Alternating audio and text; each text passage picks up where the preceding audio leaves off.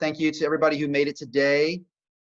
I'm Danny Rubin, founder of our company, Rubin. And since the pandemic hit, we've been leading webinars every couple of weeks on different communications topics. And this one, I hope, is kind of hitting us all in a kind of a different angle, teaching students how to handle failure, but always through using our communication skills. That's what we do as a company, providing online curriculum and resources for communication skills, writing and speaking, emailing, face-to-face, all kinds of conversations, and giving students the tools and the confidence to hold those conversations themselves. So we're going to go through some exercises today. Prior to that, I want to pass along some resources, as I always do, and give the new folks a very brief background on who we are. And then we'll go through the material, which we will send out to those who are interested after the fact. We'll get to that in just a second. Let me share my screen first. And I mentioned, let me pull up my chat. We can all see my screen, right? Can someone say yes, they see my screen? Okay, let me show you something. This picture was taken this morning. I did an interview with the ABC affiliate in our market, in the Norfolk, Virginia Beach TV market, about helping schools with online curriculum at such a time with virtual instruction. How about that?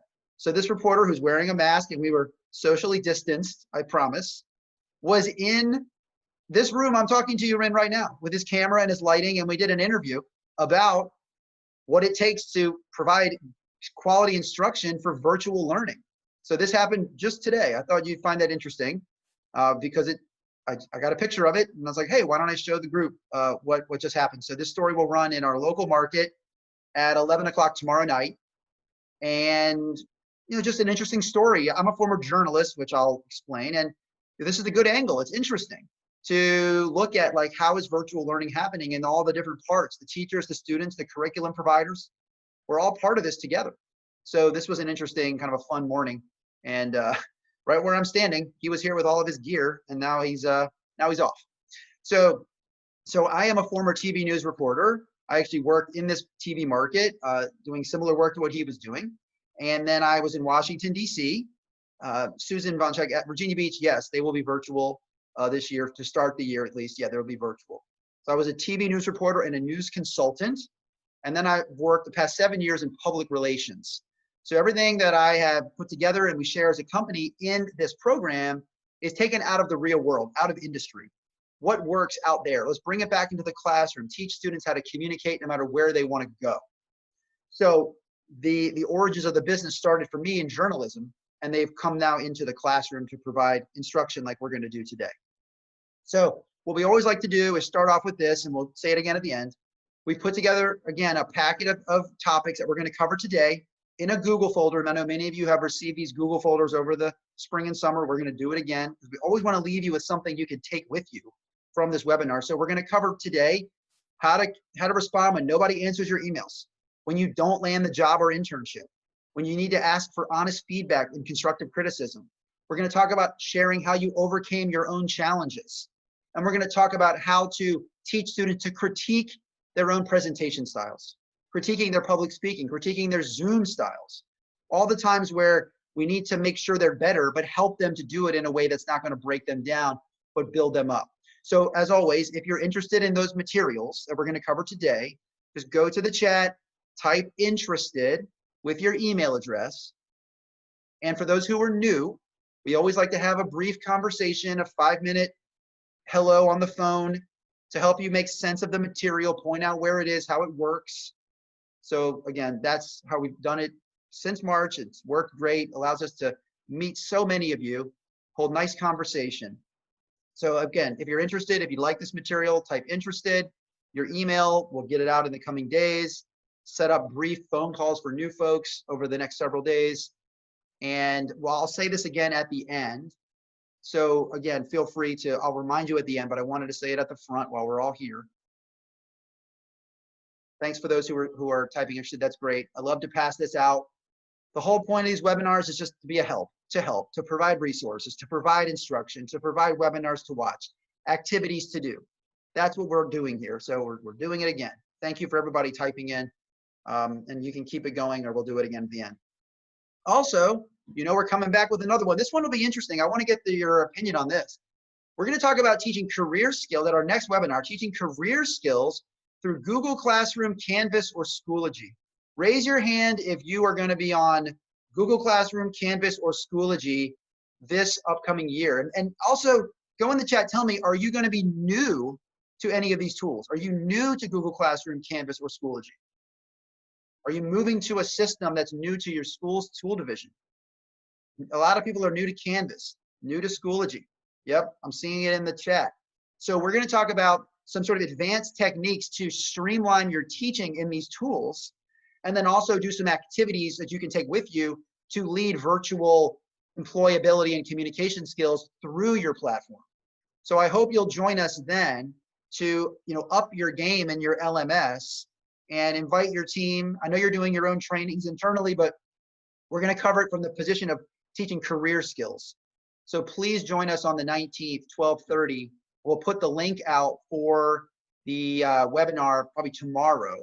So look out for that. But I wanted you to put a note on your calendar now that it's coming in 2 weeks. So I'd love to have a nice conversation about these different tools so we all leave it feeling more confident about all the new systems that we're learning on, and some ready-made content you could throw into it. So that's coming in 2 weeks. Also, last note here, then we'll dive into the material. We started doing certificates of completion of our webinars, which we want to make available not just to you, but when we get into the fall, and giving them to your students as well, putting them in your students' binders of their achievements, their portfolios. So we're going to have another certificate for this webinar, and everybody who's here live, we will which is all of you, thank you. We will email it out to all of you after the webinar today. And has anybody received one of our previous certificates? I'd love to know what you've done with it, where you put it, what you intend to do with it. Go to the chat and tell me, because I want to get more feedback on how to use these certificates moving forward for continuing education credits, for students to show proof of what they've learned, for learning time, instructional time. If anybody's done anything with the ones we've done so far, which is still new, let me know. Okay, so that's also coming your way. I want to just put, so when you see it in your email, just grab it, download it. It's yours to keep for being here today. So let me hop out of here and let's go over to our program. All right, and get my chat going again. All right. Thank you, Peggy. I printed mine and plan to turn it into our staff development committee. That's great. Adding to my profile, says Bill. That's great. I mean, I know we all would use it in different ways, but we're going to keep these certificates coming out from these different sessions that we do so that everybody can show proof they were here, and hopefully it helps us all build our own portfolios. License renewal credits, says Janny. Make sure we're all setting our chat to all panelists and attendees so we can all see. So spend 2 minutes here. I know many of you have heard this before. For the new folks, this is what we're going to be teaching out of and learning out of today. It's our online curriculum called Emerge, teaching students to make that turn from being students to young adults. And we touch on a variety of topics: email etiquette and life skills like meeting new people and signing your name in cursive. We teach phone and video etiquette. Raise your hand if your students need a little bit of work with their phone skills, how to talk on the phone, how to leave a voicemail on someone else's phone. How many of you even believe your students have set their own voicemails on their cell phones? So if you needed to leave a message, could you even do it? And so this is the stuff that we focus on, really making sure that they are ready and prepared for the outside world.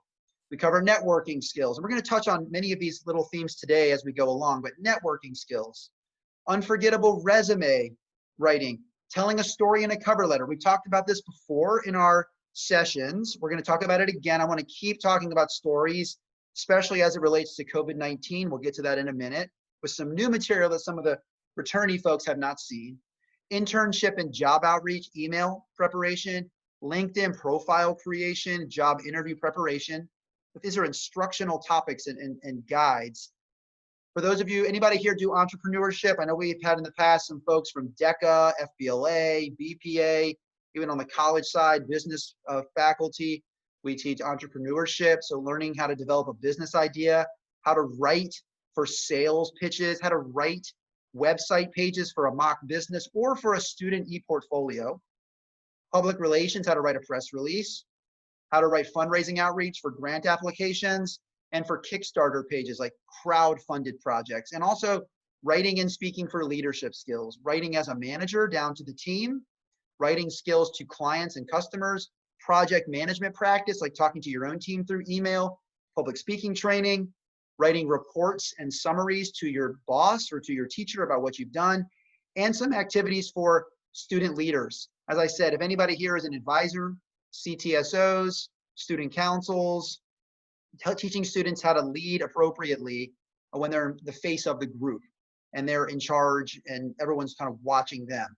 So lots of different topics, and we always try to pick unique ones from our library to work through with you, and then we give you the material to take to your students. So let's do that again with a focus now on how to handle failure, how to handle making mistakes, handle being critiqued. I know you're all here because you've seen your students struggle. If anybody wants to go in the chat while I'm getting started here with some of this and tell us, you know, what drew you to the topic today and how you've observed students when you ask that you tell them there's a way to do it better and they struggle with thinking that they may have messed it all up and there's like no going forward. So if anybody has thoughts on failure, feel free to share it while we get started on the first topic, which is a very practical situation that we've all been in our lives. You probably already had it happen to you today. What happens when you send off a message, an important message for your career, for a customer, for an application, and the person doesn't answer you? Let me ask a question. Show of hands. Would you not, well, let me not show of hands, let's do it in the chat. Thanks for those who already raised your hand. I didn't finish that sentence. So if someone doesn't answer you, do you just say, oh, well, I guess they don't like me. I guess I annoyed them. I'll just leave it alone? Or do you write them back after enough time has passed, like a day? What do you think we should do? What is the answer? Do we just leave it alone or do we try again? Thank you, Gwen, for talking about perfectionism. I agree. So we write them back. Barbara says, and make sure we're all saying, all panelists and attendees, we should reach out. Reasonable time, then write back, right? Because people get busy, right? There are all kinds of reasons why we wouldn't, oh, I meant to respond. I meant to write them back, I forgot. All kinds of reasons. And we have to teach students that that's not failure when someone doesn't want to talk to you. It's about being persistent in an appropriate, polite way, but fighting for yourself and not walking away thinking that I messed up, they didn't like me that I wrote them. Right? Lots of students melt, no perspective, spiral down a rabbit hole of giving up. That's right. We need to tell them, no, do not give up in this moment. Stand up for yourself and ask them if they received your first message. So we provide, and I'll provide to you, an appropriate follow-up message so students look their best and still stay in pursuit of their opportunities. Following up. And then we talk a lot in our webinars and in our material about being specific, right? So we use the proper noun, renovation. Let's say it was a business case. Following up, renovation proposal. Don't just say following up, or don't have no subject line. Say the proper noun or the nouns and the specific words of what you are trying to convey. Hi, Mr. or Ms. if it's an employer or someone you don't know. If it's somebody you do know, maybe there's a relationship, you could consider first name basis, but as a default in our material, we always say Mr. or Ms. You can't go wrong. MS, right? We tell students MS, not MRS. And that's, you know, these are the little things where people can get offended. So MS, I'm following up on the reason you need to hear from them, the status of your proposal for the renovation to the shopping mall. I'm waiting to hear from you for this or that.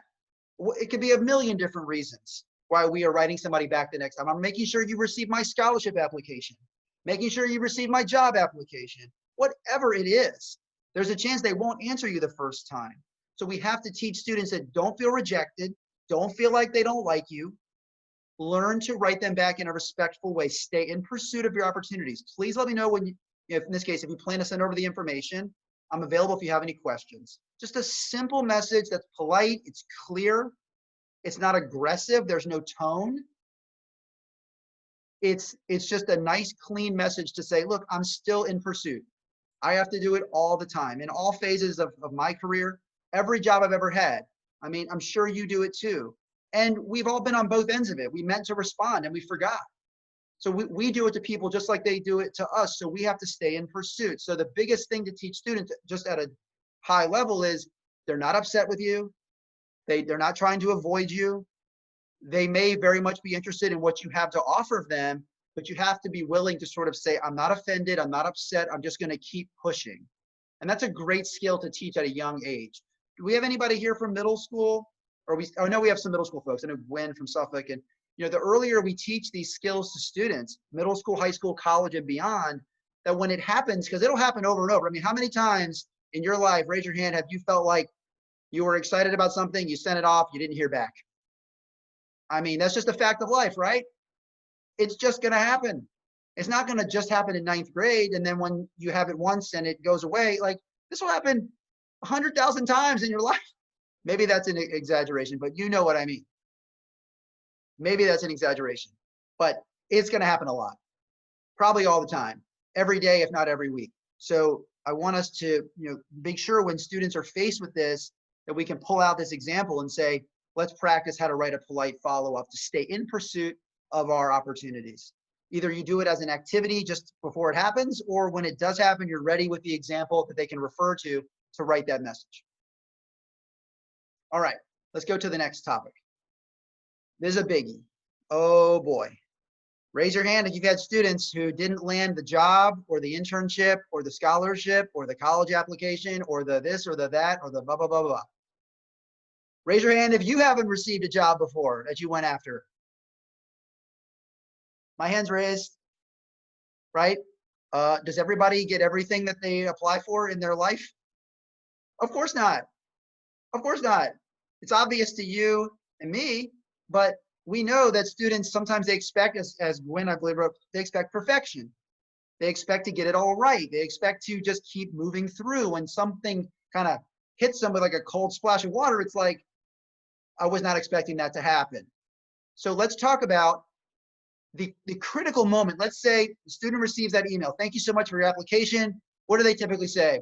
We had a wide variety of candidates, so many high quality candidates, and we just couldn't choose them all. And we appreciate your application. We will keep you in mind. Or you can probably go to the chat and tell me the cliche language that all sort of rejection or thanks but no thanks letters contain, right? We've felt it, we've read it, we've received it, it hits us in the gut, we know. And when students hear it, it hurts them too. We're all human. But what do? I'll ask you again, like the last activity.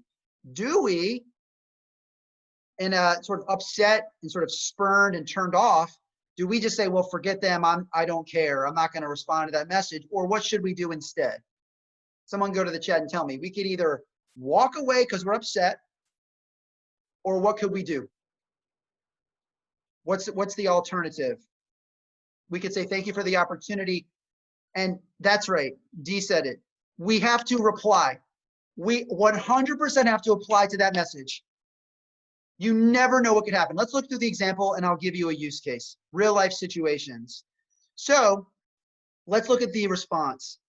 Thank you for letting me know about the name of the position or the internship. I understand your decision and appreciate the opportunity to interview. Please keep me in mind for future opportunities, even in a freelance or part-time or volunteer capacity. I respect the work you do at this company. I'd like to contribute if possible.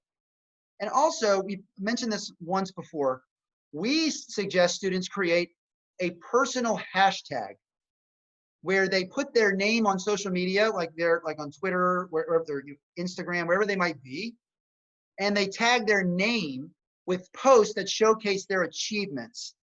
And they could leave this hashtag at the bottom of the email saying, keep an eye on me. Here's where I post my latest stuff.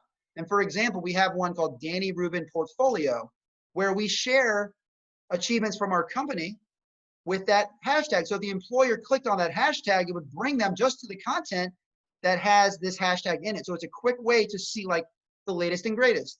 So as a last message, the student could say, where'd that go? Here it is. The student could say, keep an eye on me. Here's my hashtag of like all my things that I'm proud of. Just something extra to show I'm a little different, I'm special. Maybe you'll remember me for that. Now, let me ask, let's play out a scenario. What happens if the person they chose for that internship doesn't work out. What do they have to do? Let's say a week into it, that person falls off for some reason. They don't have an intern, right? So what are they going to do? What's the likely thing they'll do next? Where will they look for that intern they will ultimately choose? Go to the chat. Tell me where they're going to go to look. They just went through a bunch of applications, a bunch of good people. They had to choose one. They're going to look at those. Thank you, Dee. Look at those who they interviewed before. Now, let's say that of the 10 people, let's say it's a small group, just for demonstration. Out of the 10 people, they chose one. The other 9 all got no's. And out of those 9, only one of them had the presence to write back and say, thank you so much. Now, who do you think they might think about favorably for that opportunity if that first intern doesn't work out? Who are they going to think about first out of those 9? Now, not that replying to an email is the end all be all for landing an internship, but I promise you, they're going to say out of all the people that we said no to, the only one who stood tall and said thank you was this one. And that's why these are not really true failure moments. They're opportunities to show your true character. And it's not about saying, oh, gosh, gee whiz, they don't like me. See you later. I'll go to the next one. Who needs you anyway? It's saying, I'm going to continue to keep this as an opportunity, a relationship that I've started to build, because what's the expression out there in life? You never know. You never know. Because things change. The world changes. Funny angles, funny situations. And all before you know it, they're back calling you because the first person didn't work out. So again, we'll send along this example too. So when this moment inevitably comes for your students, for whatever they're going after, say, it's time to face the music, say, I'm going to recognize I didn't receive it, but I'm going to treat this as an opportunity to build on the relationship. I'm going to send a great message quickly and just show that I appreciate the opportunity. And some of you are writing handwritten notes are also great, no doubt. I didn't bring that into today's discussion, but I agree that you can always write that handwritten note, whether you receive the job or not. It makes a huge difference. The email is great. You can always layer on the handwritten note, and you can do both. You don't have to be an either or. All right, so first 2 topics, just classic, oh, they don't like me, or oh, forget them, I don't care about them, they don't like me, I don't like them. Nope, it's bigger than that. You have to fight for your opportunities and stand tall every time. Now, let's talk about constructive criticism. How many of your students have you noticed struggle with constructive criticism with their work, whether it's coming from you or from an employer partner? Have you observed them struggle with trying to tell them to fix or improve upon anything? Do you get pushback? Are they defensive? Because we want to talk about that too, and creating an environment where we encourage them to go after the opportunity to be critiqued. We're almost inviting it. We're asking for it. We're not waiting for it. We're going after it. We're saying, I want to be critiqued. That's a different mental exercise than waiting for someone to say it to you. So let's talk about an email where we ask someone we respect to review our work. Somebody in the community, somebody in a student organization, somebody at a job, saying, I want you to tell me how to make this better. And that's a really mature exercise for a young person to do.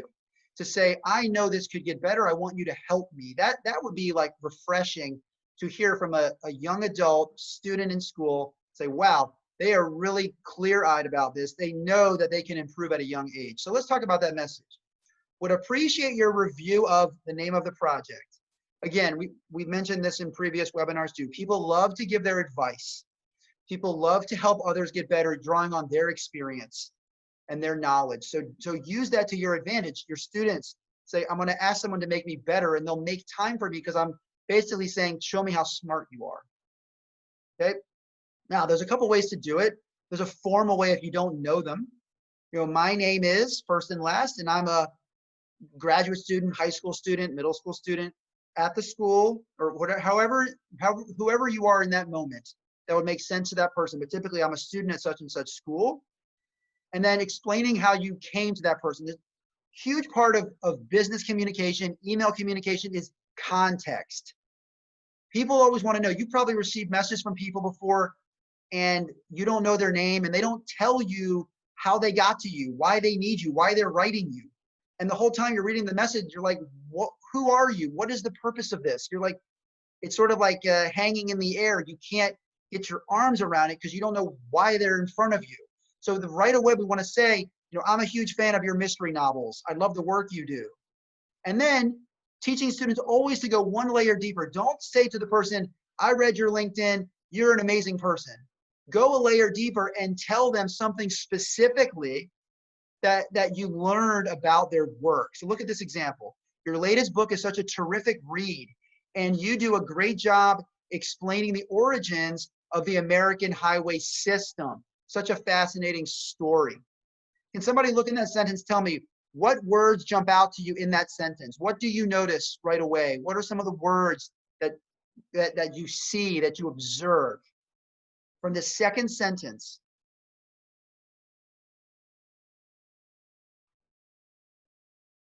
What pops out to you? Terrific. Fascinating. What about right here? And why would I write origins of the American highway system? I'm trying to prove beyond a shadow of a doubt that I did my homework on this person. And I'm not saying you're amazing, help me. I'm saying you're amazing because I read about this book you wrote about this specific thing. The more granular and detail oriented we are in our outreach, the more likely we are to receive a response. This goes for asking for help, for internships, for informational interviews, anywhere students are going to put their stuff out there to the world. Always show people you did your honest to goodness homework. It will lead to a response and lead to a response faster because this is very real. This is authentic, and you can't fake something like this. You have to do your homework, and people respond to that. And let's say that the person is a close friend. It's more casual. They could ask a question. How's the life of a novelist these days? Got any big projects in the works? Something that's casual and familiar. Or they can keep it straightforward and I'm asking for your help. I don't know you yet, but I would really value your perspective. And then I wrote a novella, for instance, called On the Road. I'd love your opinion on my style and how the story flows. I'm working hard to develop my voice as a short story writer. I know I will improve much faster if if people I respect give me pointers. So we're saying, I want you to critique me. I'm not going to wait for someone to tell me because they may never tell me. And I'm just going to ask straight up, I want you to make me better. Tell me how to make it better. And in that way, they're expecting the critique, so they won't be so shocked by it. And it will allow them to get better and teach them that it's okay to make mistakes. It's okay to need to improve. Nobody's perfect at any age, especially not in high school, middle school, college, anywhere along your schooling. It's expected that you're going to make mistakes. And we want people to come towards us in a polite way and say, here's what I think. We're going to get better faster, and we're going to learn to handle critique a lot more easily down the road. So if there's an opportunity with your business partners, does anybody have business partners out there that you could have, or maybe you already do, where students come to them and can have somebody out in industry review their work and give honest feedback? Would this be possible in your world? And please make it so it's all panelists and attendees. I would love to have your students learn to write this message to somebody in industry, an industry partner, somebody you trust, and have them say, I've reviewed the student's work. Here's how I would do it if they were working underneath me. If they were my assistant, my junior, here's what I would do. So they feel that in the real world and they get better. So if you have, like Bill says, an advisory committee, community business partners, rely on them. And this is another great thing to do while students are home right now. They're virtual, they're on an island. Help them connect to people out there in industry that they can't visit in person. Let that person out there in the world make the student better. Maybe they develop a mentorship relationship from this. You never know. So this would be a great way to connect them to the world while they cannot get out there themselves. All right. If you have any thoughts or questions on that, let me know, but we'll keep on moving as we hit 1 o'clock Eastern time. This is another topic that I really want to stress this year, this fall. Many of you have heard me talk about it. I've said it, and I'll keep saying it, that this year is the year of resilience. And we want to teach students to turn their negatives, their challenging circumstances, how hard they're working, They may be so far down right now, emotionally, mentally. We want them to turn those circumstances into positives and opportunities to advance themselves to the next big opportunity. So we want to teach students to share stories of how they're overcoming challenges. And many times students say, well, I don't have a good story. I don't know what I would share about myself. I want to give you a list of some ideas, some items that you can give to students to kind of spur their thinking. For instance, a tough customer at a full or part-time job. How did you make it right? An issue with a class project that could have delayed the finished product. A roadblock while serving as a volunteer or performing community service. A problem you worked on a project within your school club. All of these would be great moments for them to be able to share to the outside world. I faced a challenge. It almost, broke me. It almost made me want to quit, or I didn't know what to do, but then I solved it. Also, if they don't have jobs yet, right, they could draw upon anything they're doing right now: babysitting, mowing lawns, tutoring, delivering newspapers or marketing materials if they're going door to door doing like part-time work, fundraisers through the school or their community or religious organization, school-based competitions, probably not so many athletic competitions right now with the pandemic, but I want you to be able to share this list with them, help them uncover the story that they could share that demonstrates how hard they work in the face of a challenge. Because whether it's a simple story like you had to mow 10 lawns and you didn't know how you were going to accomplish it, but you did, up through something even more compelling or even like sort of more connected to the world today, which is the COVID-19 story. And for those who have not seen this, I want to read it out loud and just guide us through, because I want you to use this story with your students this year. This is so important. And I want to get your quick take when it's over. So follow me here. This would be the start to a cover letter. Not, hi, my name is, and I'm interested in this and that. We're going to start with a story, a challenge, a problem related to COVID-19. On April 17th, 2020, my parents sat me down and gave me a hard truth. Due to the economic hardships caused by the COVID-19 pandemic, both of my parents were laid off from their jobs. My dad is an electrician. My mom is a front office manager for a dental practice. My dad told me, I know you are busy with school, but if you could find a part-time job, it would help our family financially. Right away, I knew what I had to do. As the oldest of 4 children, I went online and looked for local job opportunities. I found one restocking shelves at Acme Grocery. Since late April, I have worked part-time at Acme, earning $9 an hour and usually clocking in 20 hours a week alongside my honors classes and responsibilities as vice president of the Spring High School Computer Club. The COVID-19 pandemic has pushed me in ways I didn't expect, but I am determined to rise to the challenge. My name is John Doe, and I want to be your next intern at Tech Corporation. As I demonstrated above, I have battled through tough circumstances and used those moments to improve rather than feel sorry for myself. I know I will bring the same attitude and effort to the Tech Corporation team. And let me ask you all a question. And those who have heard this before, let someone else answer. What are some of the qualities that you see this young person demonstrate in that story? What are some of the adjectives, the attributes? What do they demonstrate? What are you feeling when you hear that story? Go to the chat and tell me, what are they proving to you? That they have what? Compassion. That's a good one. I like that, Susan. What else? Unselfish, grit. I love that word. Thank you. Let me ask you, are any of those words in this cover letter story? Did you hear me say any of those words? No, I did not. Because those words don't mean much. They're just words. What matters is our story. What matters is how we are living every day, fighting every day, overcoming challenges, picking ourselves up off the floor, helping out where we know we have to. So this is what I want you to do with your students this year. Whenever they need to write a college essay, a scholarship essay, an internship application, a job application, anytime they have to prove themselves on paper or through a sit down or virtual interview, they need to tell their COVID-19 story of resilience. Can anybody share an example in the chat about one of their students? Is anybody having to take a part-time job? Raise your hand if any of your students are taking part-time jobs to make money for their family right now. I know we're going through it. What about, are they having to share internet with multiple siblings? Go in the chat. Tell me what they're going through. Give us some examples. Let's work this out together. This is so important. They need to turn these negatives into positives. Turn this sense of failure into opportunity. This is the moment. This is the time. And you can guide them. One of my 7th graders is caring for 4 siblings so her mom can work 3 jobs. That doesn't even sound real. That's unbelievable.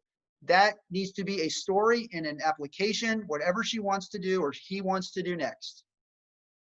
Many are working front lines in nursing homes and at risk of getting COVID. You understand? Thank you, Heidi. This is the most compelling stuff you could ever put on paper. Imagine if the student who's working in a nursing home at risk for COVID, all they put on their cover letter is, I'm hardworking and dependable, period. And left off the entire nursing home experience. How would the reader ever know? Do you think that person's going to get pulled to the top of the stack by saying they are hardworking and dependable, period? What do you think? Go to the chat and tell me. Are they going to be like, fantastic cover letter, they're hardworking and dependable, I'm going to pull them out of the stack and call them immediately? Of course not. Are they a worthwhile candidate? Of course they are. But you have to tell them your story. They have to know your story. You have to put it in front of them with an example like this. So I hope you'll take this to heart and come into the year saying, I'm going to teach my students to be storytellers. We're going to turn these lemons into lemonade with this virus, and we're going to launch opportunities because of this virus. Look at it a little differently. It's still going to be hard. I'm not solving all the problems, but we are going to help students cut through in competitive applications by telling their story. Okay, thank you for sharing your examples. I hope that helped you to, anybody reading that, to visualize and see what we're getting at here. We all have stories to tell. As a last topic, and we'll leave it open for some Q&A and we'll wrap up. We want to help students critique their own presentation styles, their own speaking skills. It's often like, you want to curl up in a ball. How many of us have said, I hate seeing myself on camera. I hate how I talk.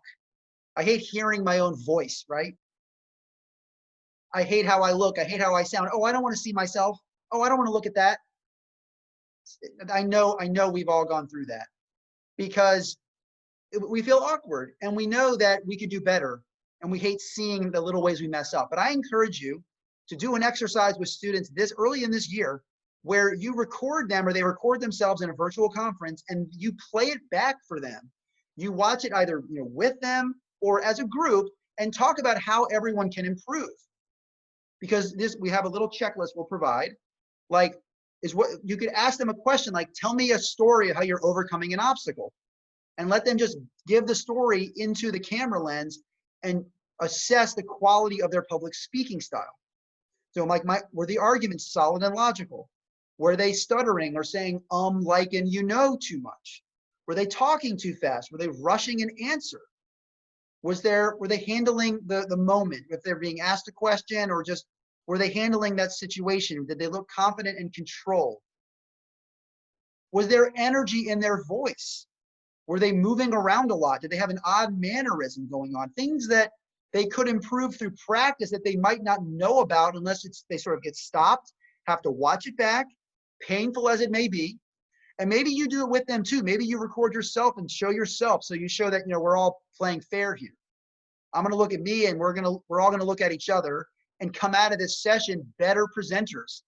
So that even though it's tough to take critique, even though it's tough to feel like we made a mistake, at the end of the day, we're getting better at the same time. We're going to come out of this experience stronger, more capable, even though it's so tough to take those critiques in the moment and feel embarrassed even.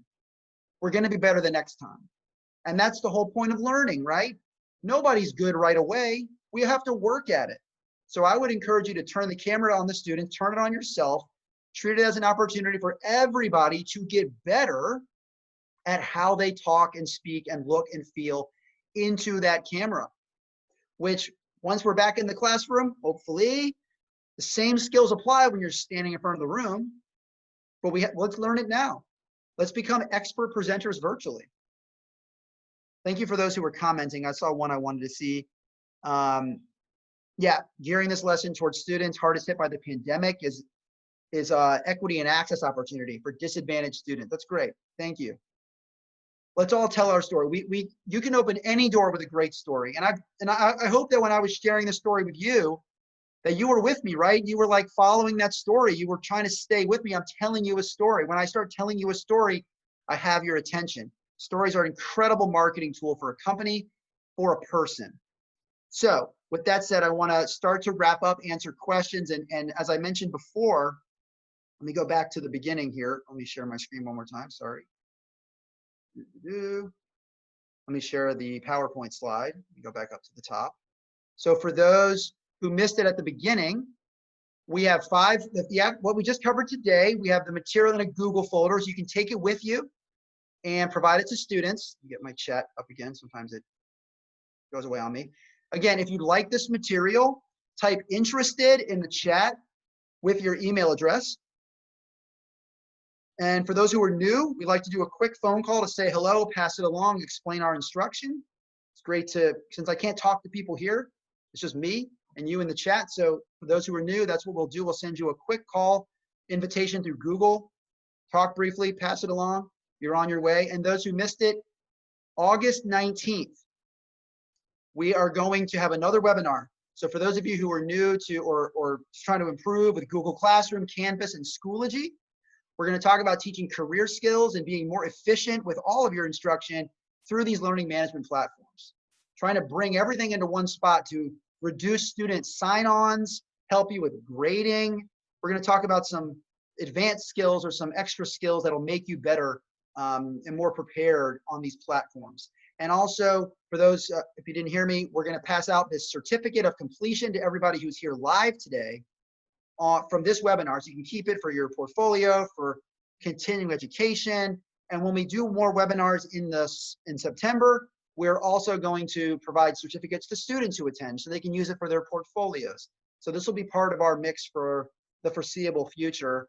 And thank you to so many of you who asked about if we're going to continue to do webinars into the fall, because we can't go to conferences. I can't see anybody in person. And so this is the best way to stay connected and to stay in communication. So we're going to continue to keep the webinars going. Kim asked, yes, we always post our webinars on our Rubin YouTube channel. So they're all listed there, starting from back in March. They're all there to play. You can use them for different class periods, and throughout the year, we've covered so many things, LinkedIn and virtual internship topics and all kinds of things. I can't even remember them all right now, but we've done so many. We'll keep doing more. And so thank you for those who were commenting. And Marie asked, how are you looking like you were looking at my eyes while talking to us? Yes, I'm looking into the camera lens. Thank you for mentioning that. We talked about that on our webinar on how to be an engaging online presenter, that if we look into the lens, then we're looking at everybody directly. So we want to try as much as we can. I'm looking at the chat and I'm like sharing my screen, but I keep trying to look into the lens so that it feels like I'm looking at all of you at the same time. And that's a good technique for teaching too. So you're really like making that eye contact so they want to look back at you in a virtual setting. So again, I mentioned all the different things, so we'll get it all out to you in the coming days. Anybody have any topics they'd love to see us cover in the fall? Any communication skills that drive you particularly crazy with students, or things related to our virtual world? Any topics you have, throw them in the chat as we wrap up, because always open for topic ideas, suggestions. I want to be relevant, want to stay right where you are with what we're going through in education and the pandemic. And you know, I know a lot of us are being trained now on Canvas, on Schoology, Google Classroom. So I want to do a webinar right in line with that. That'll help us add some additional skills to what we're being shown. So video interviewing, thank you. That's a good one. When is it respectful to keep your phone put away? When is it okay to have it out? That's a great question. That would be really good to cover. I'm going to keep that one in mind. Thank you. Engaging virtual classroom and meetings. Too many blank out and are not engaged. Integrity and ethics, motivating students to participate in virtual learning. Thank you. These are excellent, excellent. You'll probably see some of this pop up soon. Put it into the brainstorm and idea pile and we'll come out with something.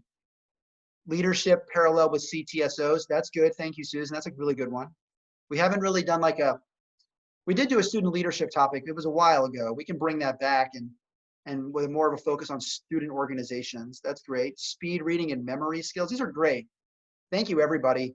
Feel free to type a couple more ideas. I won't turn this off. I don't want to leave just yet while we are all sharing great ideas. Talking about the importance of being in the moment.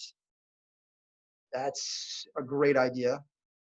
Working with CTSOs virtually. Thank you, Jenny. Handling stress, anxiety. Great stuff. If you think of something, you have my email. You can send it over afterwards. You'll see some stuff from us in the coming days. Thank you, as always, for being here, all your participation. Can't wait to see you again at our next webinar on the 19th. And as always, please be in touch in the meantime with ideas, with feedback, suggestions.